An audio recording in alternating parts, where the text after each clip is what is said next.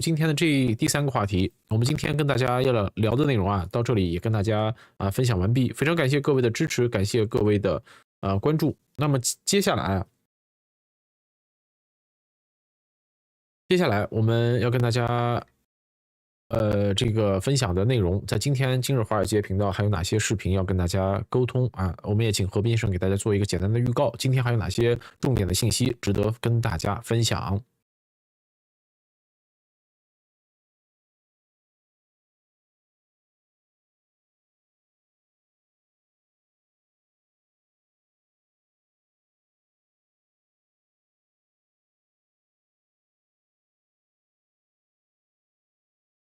这个我们现在就是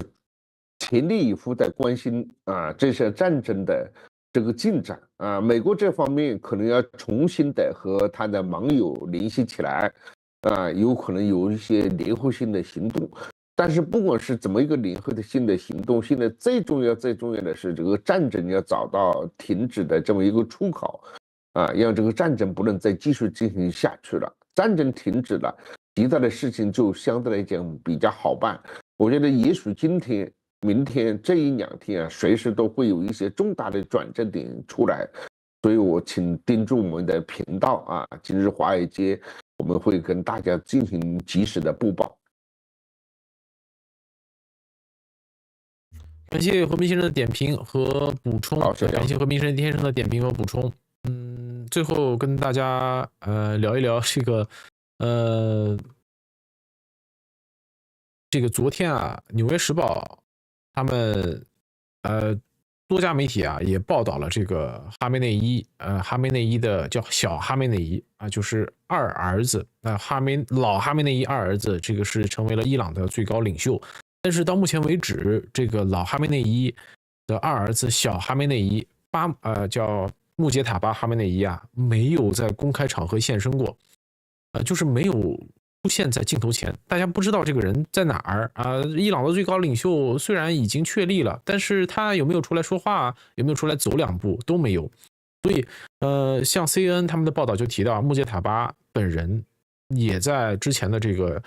美以联军的空袭中受伤，包括眼睛面部都受伤了，不方便出来跟大家见面。所以在这个正式宣告穆杰塔巴上位的这个整个伊朗的一个仪式中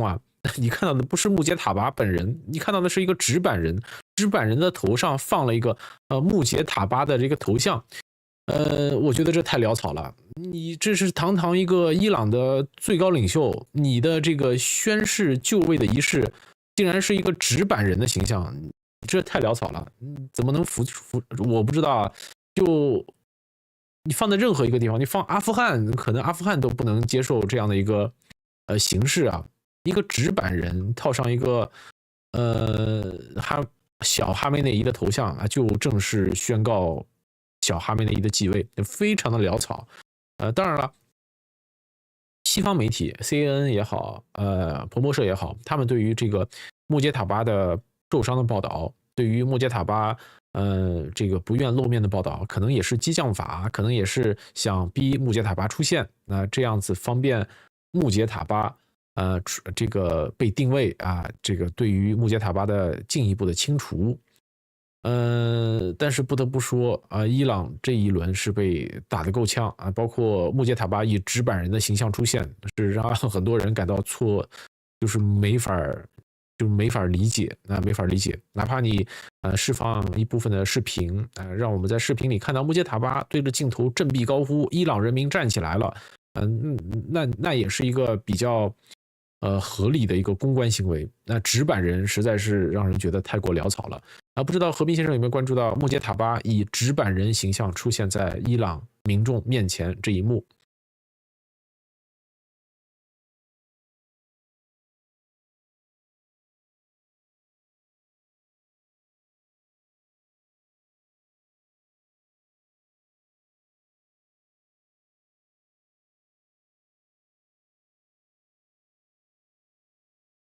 我显然我现在可以讲话了吧？就是说，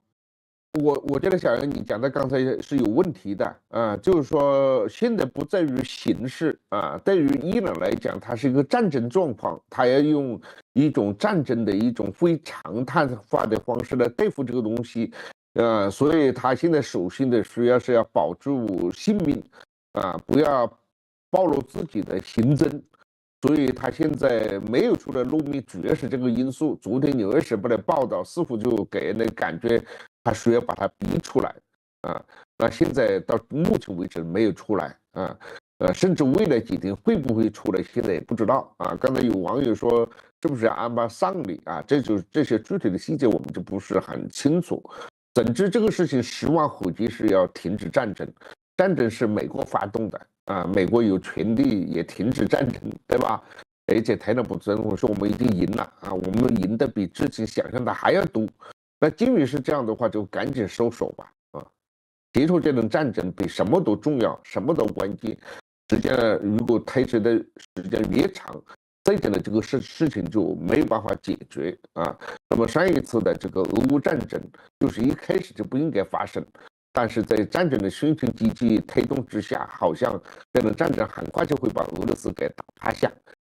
那么后来的情况，你看4年就过去了，无数的人就这么死亡。我们希望美国和伊朗的这场战争不至于这么悲惨，希望能够尽快结束，这是比什么都重要。